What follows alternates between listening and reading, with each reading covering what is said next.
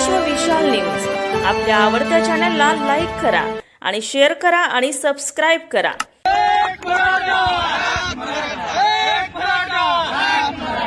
मराठा समाजाला आझाद मैदानमध्ये आंदोलन करण्याची परवानगी आज राज्य शासनाने दिलेली आहे। सदावर्त्यासारख्या लोकांना काल मराठ्यांच्यावर हसू वाटलं, पण आज संपूर्ण मराठा समाज तुझ्या जिंदगीवर जिद्दीने हसायला लागलाय।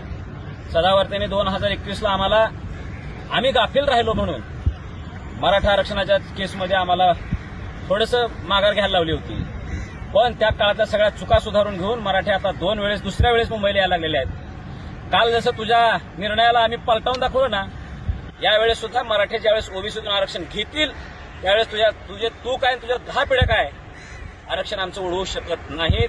तू कोर्टात उभार, कुठं उभारायचं उभार, मराठी तुला पुरून उरणार म्हणजे उरणार।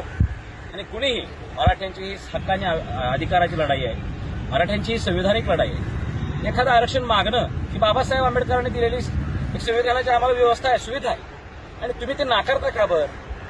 हक्कानी अधिकाराची लढाई म्हणतात हक्के ओबीसीच्या।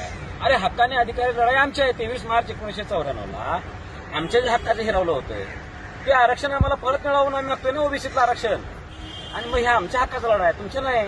तुम्ही काय केलाय का बाळावर बसलाय आणि आता मी कुणालाच हात लावू देणार नाही असं म्हणता, की तुमचं वागणं चुकीचं आहे।